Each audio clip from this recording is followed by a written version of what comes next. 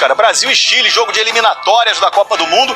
Por essa razão, o Globo Esporte está aqui no Maracanã, que volta hoje a ser a casa da seleção brasileira. Esse é o último jogo do Brasil em casa antes da Copa do Mundo, que acontece no ano que vem. Por isso o Globo Esporte está aqui, né, Fred?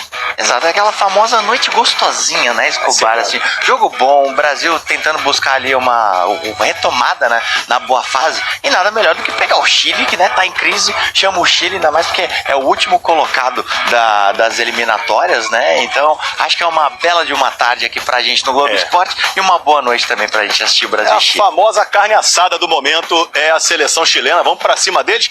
Muita informação pra você hoje no Globo Esporte, começando agora com você, Duda Dal Ponte, falando do hotel onde a seleção tá hospedada.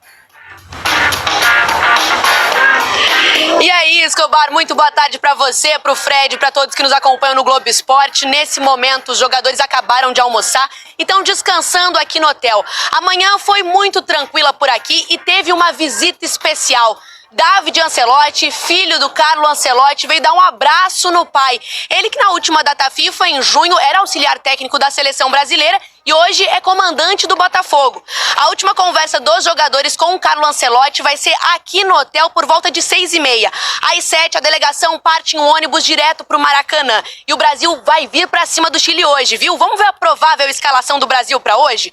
Tem Alisson no gol, Wesley na direita, dupla de zaga com Gabriel Magalhães e Marquinhos, na esquerda Douglas Santos, meio de campo com Casimiro e Bruno Guimarães. E lá na frente o nosso quarteto ofensivo com Martinelli, Rafinha, Estevão e João Pedro, que quer marcar a primeira vez com a camisa da seleção brasileira em um lugar que é muito especial para ele. Aliás, é muito especial para a seleção brasileira. É isso que a gente vai ver na reportagem do Felipe Brizola.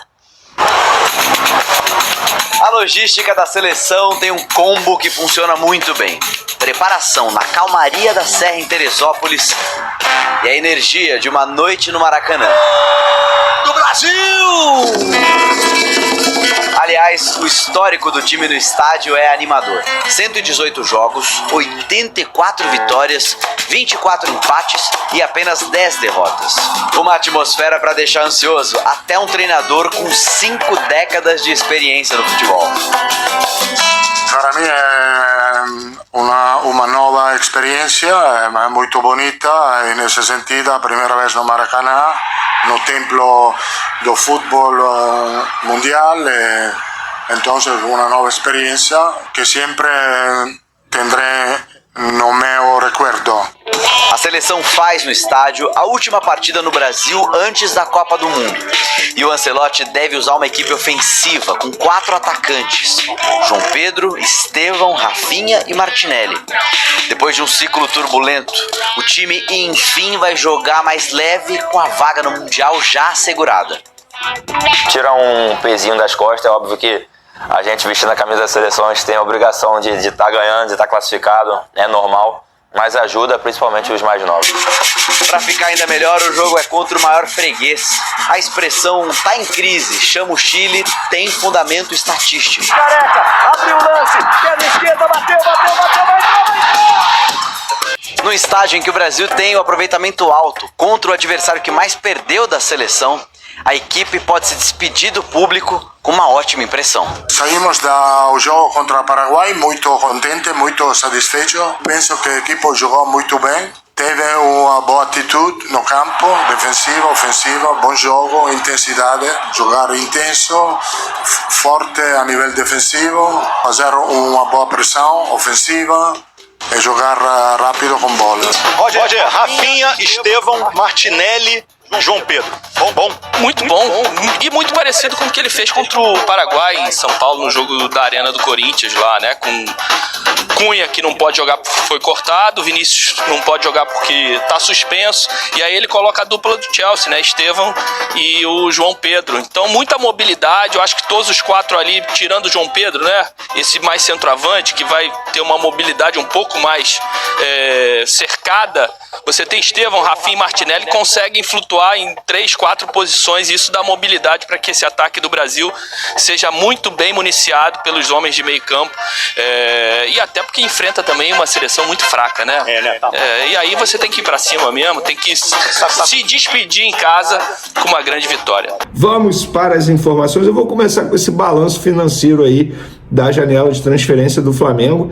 O Flamengo conseguiu receber mais dinheiro com venda de jogadores, ou seja, arrecadar mais com vendas do que com reforços, e mesmo assim melhorou e muito o seu elenco.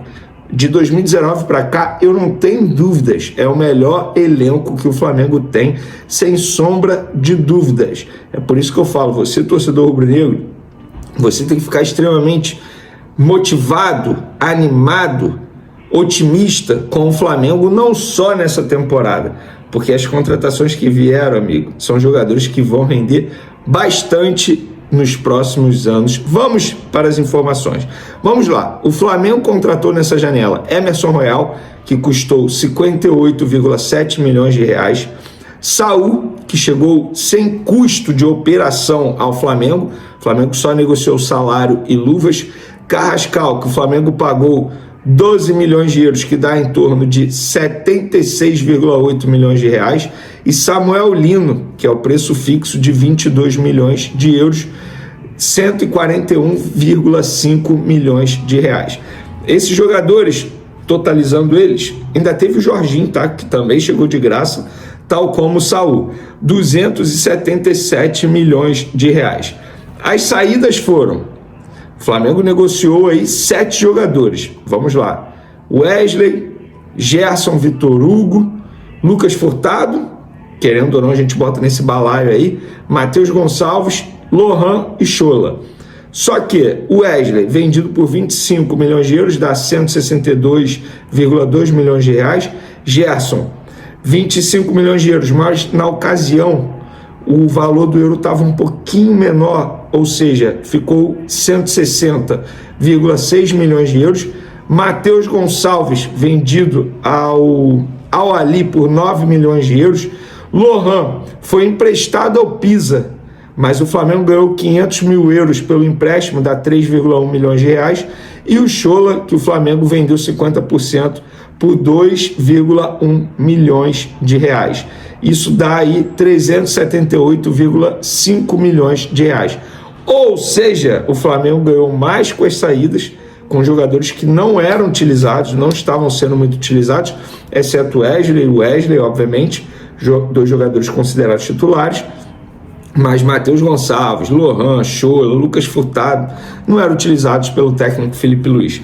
Isso mostra que reforçar elenco não é apenas trazer jogadores, é você também saber fazer as saídas. E o Flamengo soube de uma maneira extraordinária, na minha concepção, desculpa. Só faltou o Michael, que pode sair ainda, e o Juninho também pode sair ainda. Galera, no meu último vídeo, eu falei sobre versão Arrascaeta 2019, Arrascaeta 2025. Vou trazer um fato aqui para vocês. Arrascaeta, com 17 gols nessa temporada e 3 assistências, está a 1 gol de igualar o seu ano mais artilheiro na carreira, que foi em 2019, quando ele fez 18 tentos e deu 19 assistências.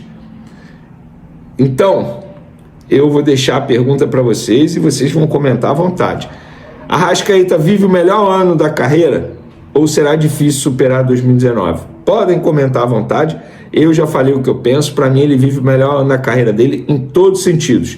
Dentro e fora de campo, maturidade, liderança, faixa de capitão, camisa 10, e dentro de campo ele está sendo super decisivo. E agora vocês podem comentar à vontade. Para finalizar nosso vídeo, galera, nessa quinta-feira, dia 4 de setembro, dia muito importante para Bruno Henrique, porque ele será julgado no começo dessa manhã, 9 horas da manhã, no STJD, aqui no Rio de Janeiro, por supostamente ter forçado um cartão amarelo e beneficiar apostadores em 2023, naquele jogo contra o Santos, no estádio Mané Garrincha. Vamos lá. E ele pode ser punido. Ele foi denunciado pela Procuradoria do STJD em vários artigos, tá? Vários mesmo. E as penas acumuladas vão de suspensão de 360, ou seja, 1 ano, a 720 dias, 2 anos.